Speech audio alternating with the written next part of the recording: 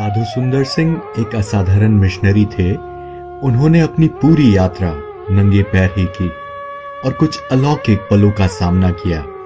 वे 1889 में जन्मे और माना जाता है कि उनकी मृत्यु 1929 में हिमालय की तलहटी में हुई थी। सुंदर सिंह का जन्म उत्तरी भारत में लुधियाना के रामपुर कटानिया गांव में एक सिख परिवार में हुआ था। पड़ोसी अमेरिकी प्रेस्बिटेरियन स्कूल में उनकी शिक्षा की अवधि बिल्कुल भी शांतिपूर्ण नहीं थी।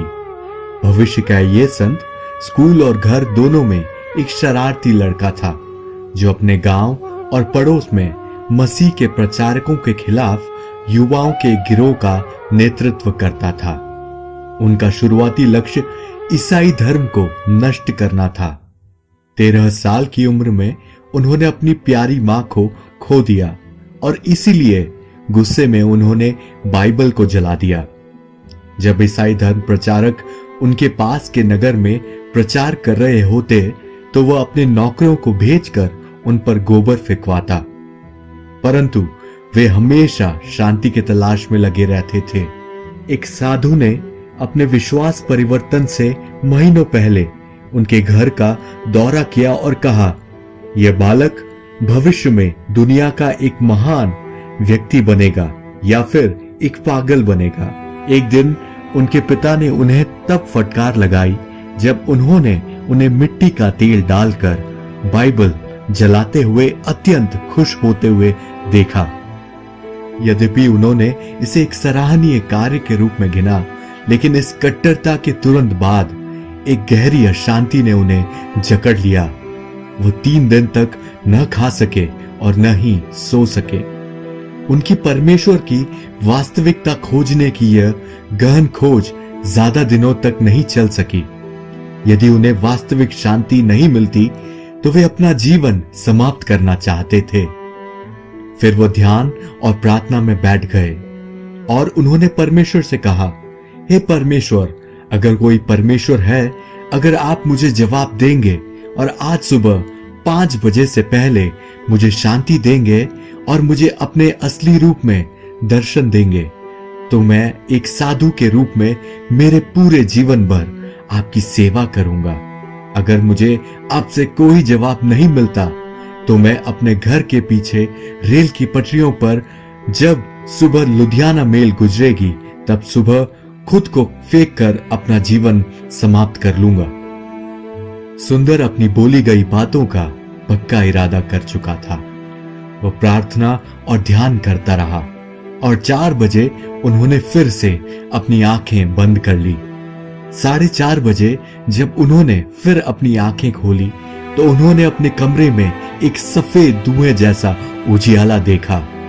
एक पल के लिए उन्हें लगा कि उनके कमरे में आग लगी है, लेकिन फिर विचार आया कि शायद परमेश्वर उनका जवाब दे रहे थे और उन्होंने फिर से अपनी आंखें बंद कर ली।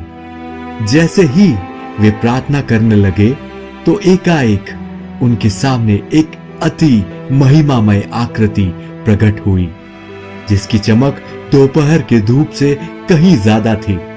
फिर भी वे ऐसी चमक से चकाचौंध हुए बिना देख पा रहे थे। फिर उन्होंने उस आकृति के सिर पर जो छत और फर्श के बीच में खड़ा था एक कांटों का ताज देखा। उसके हाथ, पैर और बाजुओं में घाव थे जिसमें से खून बह रहा था। वो मसीह है ये पहचानने के बावजूद सुंदर ने यह कहकर अपना मुंह फेर लिया कि ये उनमें से कोई भी एक अवतार नहीं जिन्हें मैं विश्वास करता हूं। पर फिर उन्होंने ये शब्द सुने, मैं मसीह हूं जिसे तू सता रहा है, मेरे जरिए ही मुक्ति मिलेगी। अगर अभी तुम मेरा विश्वास करते हो तो तुम बच जाओगे, अगर तुम मेरा विश्वास नहीं करते तो हमेशा के लिए श्रापित ठहरोगे। फिर उन्हें याद आया कि उन्होंने कभी भी मसीह से प्रार्थना नहीं की थी, बल्कि सार्वभौमिक ईश्वर से स्वयं को प्रकट करने के लिए प्रार्थना की थी। उन्होंने परमेश्वर को चुनौती दी थी कि अगर वह उसे दिखाई देगा वह पीछे न हटेंगे परंतु उसके पीछे हो लेंगे। उन्होंने कभी एक पल के लिए भी उम्मीद नहीं की थी कि उनकी प्रार्थना का जवाब मसीह ही था। अब वह जीवित परमेश्वर के प्रकटीकरण से कैसे इनकार कर सकते थे। तुरंत ही वे प्रभु यीशु के चरणों में गिर पड़े और उनकी आराधना की। एक बिजली की शक्ति की तरह एक पराक्रमी शक्ति उनमें प्रवाहित हुई और उन पर बड़ी शांति छा गई। वे इतने आनंदित थे कि उसके बाद उनका सारा जीवन उन्होंने जीवित परमेश्वर की सेवा में लगा दिया। शुरू से ही सुंदर सिंह ने मसीह के प्रति अपने परिवर्तन को छिपाया नहीं। जब वह सार्वजनिक रूप से यीशु को अपना परमेश्वर मानने लगे तो उनके परिवार और रिश्तेदारों का गुस्सा और भी ज्यादा हो गया। जिस लड़के ने अपने ईसाई शिक्षकों से घृणा और उपहास किया था, अब वह हर किसी के आश्चर्य का कारण बन गया। उनके तत्कालीन मित्र, जिनका उन्होंने ईसाइयों के उत्पीड़न के लिए कई दंगों का नेतृत्व किया, अब जल्द ही उनके दुश्मन बन गए। जल्द ही पूरे समुदाय का गुस्सा रामपुर में ईसाइयों के छोटे समूह पर आ गया। सभी ने उनका समाज से बहिष्कार किया। सुंदर सिंह वहां से चले गए। उन्हें लुभाने के लिए उनसे निवेदन किया, तुम हमारी बेटियों में से एक से विवाह क्यों नहीं कर लेते।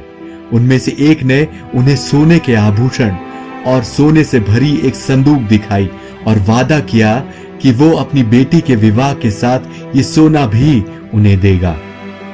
उनके द्वारा दी गई शानदार दौलत को देखकर युवा सुंदर सिंह ने कहा, ये सारा सोना मुझे वो शांति नहीं दे सकता जो कि प्रभु यीशु मसीह ने मुझे दी है। यीशु के पीछे चलने के सुंदर सिंह के दृढ़ संकल्प ने उनके पिता को और गुस्सैल और उतारू बना दिया। घर से बाहर निकाल दिए जाने के बाद सुंदर सिंह उस ठंडी रात में सिर्फ अपने पहने हुए कपड़े और एक नया नियम लेकर चल दिए। उन्हें पता नहीं था कि घर में उनके आखिरी भोजन के साथ उन्हें मारने की योजना से उन्हें जहर दिया गया था। वे पूरी रात जंगल के रास्ते में कांपते रहे और रेलवे की पटरियों पर चलते हुए आगे बढ़ते गए और रेलवे स्टेशन पहुंचकर एक ट्रेन में चढ़े। ट्रेन में वे गंभीर रूप से बीमार हो गए और उन्हें खून की उल्टी हुई। ट्रेन से उतरने के बाद वे पास ही में पड़ोस में एक ऐसी जगह गए जहां पर उनके स्वास्थ्य की अच्छे से और प्यार से देखभाल हुई और वे जहर के घातक प्रभाव से बाहर आ सके। डॉक्टर, जिन्हें उन्हें देखने के लिए बुला गया था, उन्होंने कहा कि वे मर जाएंगे और इसी डर से उन्हें कोई दवाई नहीं दी गई क्योंकि उनका मरना निश्चित था। जब सुंदर सिंह को होश आया तो उन्होंने डॉक्टर को बाइबल से मरकुस के सुसमाचार का 16वां अध्याय पढ़ने को कहा। इस घटना को बहुत बाद में बताते हुए सुंदर सिंह ने कहा, वे पुनरुत्थान की कहानी पर हंसने लगे थे और फिर अगली सुबह उन्होंने काफी तरोताजा महसूस किया, जैसा कि उन्हें नया जीवन मिल गया हो। जब डॉक्टर आए और उन्होंने उन्हें बाहर धूप में बैठे देखा तो वे बहुत अचंभित और शर्मिंदा हुए और बिना कुछ कहे चले गए। पूरे ऐशो आराम में बड़े हुए पर अब बेघर उन्होंने उत्तर भारत की कठोर ठंड का काफी साहस से सामना किया। उनकी यात्रा उन्हें सोच से भी परे कई दुर्गम इलाकों तक ले गई। अपनी किशोर अवस्था में अभी भी एक कोमल युवक होते हुए भी उन्होंने बलूचिस्तान और अफगानिस्तान के बीहड़ इलाकों में धार्मिक कट्टरता के सबसे कट्टर और अलग थलग पड़ाव में परमेश्वर के वचन को आगे बढ़ाया। इससे पहले कि बर्फबारी से कश्मीर जाने का मार्ग बंद हो जाए, उन्होंने कश्मीर की भी यात्रा की, एक ऐसी जगह जहां सुसमाचार के प्रति अत्यंत घृणा थी, उनको स्वीकारा नहीं गया। इसी कारण से उन्हें सड़क के किनारे एक टूटी फूटी झोपड़ी में आश्रय लेना पड़ा। एक बार एक अजीब वाकया ऐसा हुआ कि पूरी रात भर सुबह होने तक उन्हें यह एहसास नहीं हुआ कि उनके पलंग पर एक कोबरा कुंडली मारे हुए बैठा था। सुबह जब वो उठे और उनके बगल में उस विषैले कोबरा को देखा तो वे तुरंत पलंग से नीचे उतरकर वहां से भाग गए। तब प्रभु ने उन्हें धीरे से यह कहते हुए फटकार लगाई, क्या मैंने तुम्हें रात भर सुरक्षित नहीं रखा? जाओ और अपने शॉल को ले आओ। जैसे ही उन्होंने अपनी शॉल खींची तो कोबरा वहां से धीरे से रेंग कर चला गया। एक स्थान पर उन्होंने अपनी तरफ एक गुस्सैल भीड़ को आते देखा जो उन्हें शारीरिक नुकसान पहुंचाना चाहते थे। सुंदर सिंह को पता था कि इस भीड़ के रोष और क्रोध से वे बच नहीं सकते और उन्हें लगा कि उनका अंत निकट है। इसलिए उन्होंने घुटने टेक दिए और अपनी आत्मा प्रभु को सौंप दी। प्रार्थना के बाद जब वे अपनी उस अनुग्रहित अवस्था से उठे और जब उन्होंने ऊपर दृष्टि की तो उन्होंने उस बड़ी भीड़ को अफरा तफरी में भागते देखा। अगले दिन भी वही बड़ी भीड़ उन्हें कुछ दूर दिखाई दी और सुंदर सिंह को लगा कि वे उन्हें मारने का पक्का इरादा लिए हुए उनकी तरफ बढ़ रहे हैं। और जब बड़ी भीड़ पास में आई तो उन्होंने कोई दुर्भावनापूर्ण इरादे नहीं दिखाए। हालांकि सुंदर सिंह ने उनसे मुलाकात की और उन्हें बताया कि वह यीशु के लिए मारे जाने के लिए तैयार हैं। लेकिन उन्होंने उन्हें बताया कि वास्तव में पिछले दिन क्या हुआ था। उनमें से एक ने कहा, हम कल वास्तव में आपको मारने के लिए आए थे, लेकिन हमने आपके चारों ओर तेजोमय प्राणियों को सफेद रंग में देखा। हम लोग बहुत डर गए थे, इसलिए हम भाग गए। सुंदर सिंह को यह ज्ञात नहीं था कि जब भीड़ उनके पास आ रही थी तब परमेश्वर के स्वर्गदूतों ने आकर उन्हें घेर लिया था। वे कौन लोग थे जिन्होंने आपको घेर लिया था? भीड़ में से एक ने पूछा। अब इस प्रश्न का केवल एक ही उत्तर था, जैसा भजन संहिता 34 उसके साथ में लिखा है, यहोवा के डरवयों के चारों ओर उसका दूत छावनी किए हुए उनको बचाता है। और यूं देखा जाए तो सुंदर सिंह के आसपास उस वक्त कोई भी व्यक्ति सहायता के लिए नहीं था। फिर वही भीड़ पिछले दिन जो उनके खून की प्यासी थी, उन्होंने सुंदर सिंह के होठों से परमेश्वर का वचन पूरे भय और भक्ति से सुना। प्रसिद्ध लेखक C.F. एंड्रयूज सुंदर सिंह और सैमुअल स्टोक्स के साथ शिमला के आसपास पहाड़ों में तिब्बत की सड़क पर कोटगढ़ नामक एक छोटी सी जगह पर आए थे। मिस्टर एंड्रयूज उस नौजवान के बारे में कहते हैं कि इतना दर्द सहने के बाद भी उनके चेहरे पर एक बच्चों सी मासूमियत थी। उनके अद्भुत आंखों के अलावा ऐसा कुछ नहीं था जो पहली नजर में प्रभावित कर सके। वो रोशन आंखें जंगल में पानी के एक ऐसे कुंड की तरह थी जिस पे सूरज की किरणें पड़ रही हो। C.F. एंड्रयूज ने यह भी लिखा है, कोटगढ़ गांव के ठीक ऊपर एक गुफा थी। वह गुफा सुंदर सिंह, स्टोक्स और उनके कुछ नव युवकों के झुंड का घर बन गया। वो वास्तव में एक बहुत ही अजीबोगरीब झुंड था। उनमें से 2 युवक कुष्ठ रोगियों के बच्चे थे और संदेह था कि शायद उन्हें भी कुष्ठ रोग है। उनमें से एक अंधा था और दूसरा अपंग था।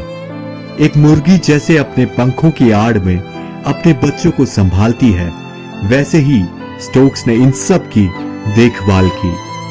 ऐसा खुशहाल झुंड शायद ही कहीं मिले। उन्हें पता ही नहीं था दुख क्या होता है। उस छोटे से झुंड के साथ रहते हुए सुंदर आगे एक मुश्किल दौर के लिए मजबूत नींव रख रहे थे। जो लोग उसके साथ रहते थे उन्होंने न केवल कुछ अद्भुत घटनाओं को देखा बल्कि उनको दर्ज भी किया, जो सुंदर सिंह के आसपास लगातार घटित होती रहती थी। C.F. एंड्रयूज ने, जो बाद में इंग्लैंड में YMCA सचिव बने, एक रात की अद्भुत घटना जिसे देखकर वे स्तब्ध रह गए, उन्होंने लिखा, एक बार एक जानवर सुंदर सिंह की ओर आ रहा था। जैसे ही नजदीक आया मैंने देखा कि ये एक तेंदुआ था। डर के मारे मैं सुंदर सिंह को बुला भी नहीं पाया और खिड़की के पास एकदम स्थिर खड़ा रहा। तभी साधु उस तेंदुए की ओर मुड़ा और अपना हाथ उसकी ओर बढ़ाया और मानो जैसे कि वो एक कुत्ता हो, तेंदुए ने अपना सर आगे बढ़ाया ताकि सुंदर उस पर हाथ फेर सके। यह एक अजीब अविश्वसनीय दृश्य था और मैं इसे कभी भी नहीं भूल सकता। इसके कुछ वक्त बाद सुंदर सिंह तो सो गए, पर मैं जो भी घटित हुआ था उसके बारे में सोचता रहा। तिब्बत के पठारों और जंगलों के लिए प्रभु ने उनके हृदय में एक बोझ दिया था। इन्हीं जंगलों में जरूरतमंद और बिखरे हुए समुदायों में, जहां पर मसीह का नाम कभी सुना ही नहीं गया था, सुंदर सिंह मसीह का नाम घोषित करने के अपने मिशन में पूरे उत्साह के साथ बढ़ते गए।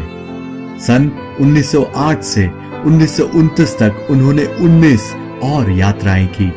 7000 फीट की ऊंचाई और शिमला से 50 मील की दूरी पर स्थित कोटगढ़ सुंदर सिंह की तिब्बत यात्राओं का एक शिविर बन गया, जहां पर वे प्रार्थना में समय व्यतीत करते और अपने आप को प्रभु की उपस्थिति से फिर भर लेते। 1929 में उनके अंतिम तिब्बत यात्रा में वे तिब्बत में कितनी दूर गए कोई नहीं कह सकता। उनका परमेश्वर के प्रति उत्साह काफी प्रेरणादायक है। क्या हमारे अंदर भी ऐसा ही एक उत्साह है परमेश्वर के वचन के प्रति और उसके काम के लिए? क्या ऐसा ही एक जुनून है?